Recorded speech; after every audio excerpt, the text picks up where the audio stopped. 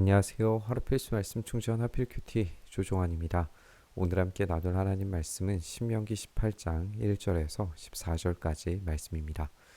레위 사람 제사장과 모든 레위 지파 사람은 이스라엘 가운데에서 몫이나 유산으로 받은 땅이 없으므로 주님께 불살라 바친 제물과 주님께 바친 예물을 유산으로 받아 먹고 살 것입니다.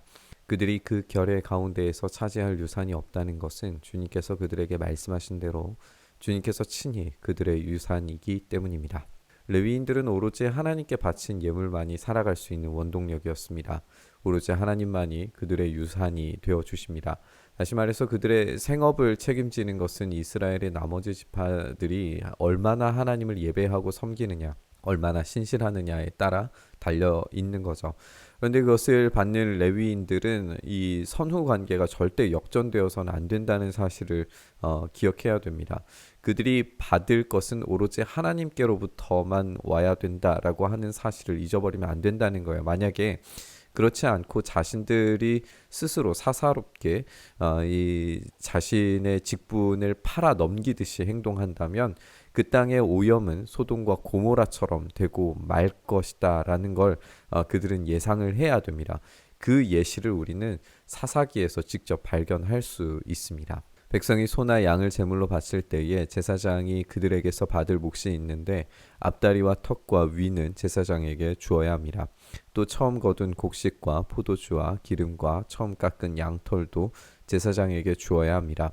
이것은 주 당신들의 하나님이 모든 지파 가운데에서 그를 택하여 세우셔서 그와 그의 자손이 대대로 주님의 이름으로 섬기는 일을 하게 하셨기 때문입니다. 우리는 레위 사람들을 보면서 그들의 직분의 탁월함과 영광에 집중할 필요는 없습니다. 그들이 받은 것들의 목록들은 고대 근동의 법전에서 타인에게 공급받는 사람들이 받아야 하는 어떤 기본적 필수품일 뿐입니다. 오히려 이들이 모든 지파 가운데서 택하여 세우심을 받았다라고 하는 이 표현이 더 중요합니다. 왜냐하면 이들은 세계 모든 열방 가운데서 택하여 세우심 받은 민족이라는 것과 이 레위 지파가 다른 지파들 가운데서 택하여 세우심 받았다라고 하는 것이 어떤 일종의 병렬을 이루기 때문에 그렇습니다. 레위 지파가 보여주는 어떤 이 구별됨은 이스라엘이 어떻게 이 세상 만민들 가운데에서 구별된 민족인지를 보여주는 예시로 이 레위인들이 구별되는 거죠. 세계 열방과 다른 생활 방식을 가져야 하는 이유는 하나님이 세우신 백성이기 때문에 그렇습니다. 레위인들을 보면서 그런 민족적인 가치관을 그런 세계관을 세우고 공유해야 했던 거죠. 레위 사람은 이스라엘 온 땅 어느 성읍에 살든지 그에게 간절한 소원이 있어서 살던 곳을 떠난다 하더라도 그가 주님께서 택하신 곳에 이르면 그곳이 어디든지 하나님 앞에 서서 섬기는 다른 모든 레위 사람 형제와 다름없이 주 하나님의 이름으로 직무를 수행할 수 있습니다. 그는 조상에게서 물려받은 것을 팔아서 얻는 수입이 있다고 하더라도 다른 제사장과 같이 몫을 나누어 받아야 합니다. 레위 지파는 이스라엘 지파 이 영토 전역에 흩어져 있었고 중앙성소가 어디에 있건 간에 자기 지파에 맡겨진 역할을 잘 감당해야 했습니다. 또한 그들이 동일한 역할을 해야 하는 것과 또 수입에 대한 동일한 권한을 가지고 있다는 점을 강조하고 있는 것을 우리가 보게 되는 건데요. 이것은 이들을 하나님께서 가난하게 만들려고 하시는 의도가 아니라 실제로 이 레위 지파가 의존적 존재다라고 하는 것을 분명하게 보여주는 겁니다. 이 의존적 존재로서 이 독특한 생활 양식, 그러니까 하나님께서 책임져 주시는 그 지파로서 레위 지파는 오로지 하나님께만 의존해야 되는 존재들인 거죠. 이런 의존적 존재로서의 삶은 다른 지파들의 신실함을 통해서 이 레위 지파의 의존에도 불구하고 풍성함을 누릴 수 있게 만들어 줄 겁니다. 마찬가지 원리로 이스라엘은 하나님께 선택받은 민족으로서 의존적인 존재가 될 때에만 하나님의 신실하심으로 이들이 온 열방 가운데에서 풍성함을 경험할 수 있게 될 겁니다.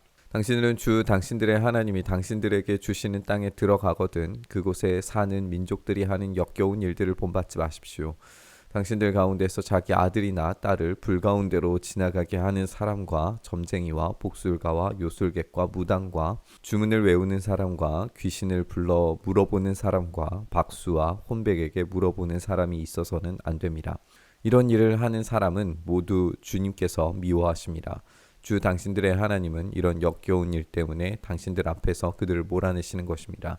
당신들은 주 당신들의 하나님 앞에서 완전해야 합니다. 당신들이 쫓아낼 민족들은 점쟁이나 복술가들의 이야기를 듣지만 주 당신들의 하나님은 당신들에게 그런 것을 용납하지 않으십니다. 크리스토퍼 라이트라고 하는 신학자는 주석에서 인간의 본성이 모르는 것을 알고 싶고 또 미래를 얼마간 미리 볼 수 있게 되고 결정을 내릴 때 인도를 받고 타인을 통제하고 타인에게 해를 끼치면서도 정작 타인이 자신에게 끼치려고 하는 해를 피하려고 하는 것은 인간의 보편적인 욕구다라고 지적하면서 이 본문에 나오는 이 역겨운 일들은 오염된 본성에 따른 이 어둠의 기술들을 나열한 목록들이다라고 이렇게 말했습니다.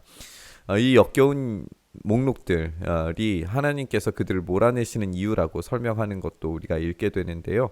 한편으로는 우리가 이전의 본문에서도 함께 살펴봤었는데 이들이 내몰려진 이유와 상관없이 이스라엘이 그 땅에서 살아갈 수 있는 것은 그들이 착해서가 아니었다라는 사실입니다.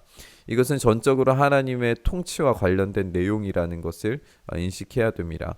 그들은 하나님의 통치 밖에 있고 그들의 그 죄악으로 말미암아 당연한 심판을 받게 되는 것이지만 이스라엘이라고 해서 그들이 착해서 그 땅에 들어가는 것이 아니라 전적으로 하나님의 통치에 의해서 그들이 특별하게 선택받은 존재이기 때문에 그 땅에 들어간다라는 겁니다. 이렇게 우리는 본문을 통해서 이 레위인들의 구별됨과 또 전적인 의존의 어떤 생활 양식 자체가 이스라엘의 구별됨과 의존을 보여주는 것이고 그 전적인 의존의 땅에서 어떠한 다른 우상도 의존해서는 안 된다는 사실을 다시 한번 확인하게 됩니다. 우리는 그 안에서 하나님의 목적과 의도가 그들의 모든 삶의 양식들을 만들어낸다는 점을 강조할 수밖에 없습니다. 그들은 괜히 이런 구조를 만들라는 명령을 받은 것이 아닙니다.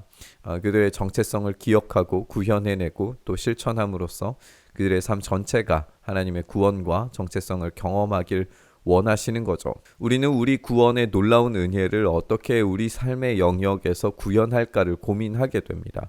결국에 우리의 가정과 교회와 사회와 직업과 신앙의 모든 영역에서 예수 그리스도의 선하심과 온전하심을 드러내야 되는 줄 믿습니다.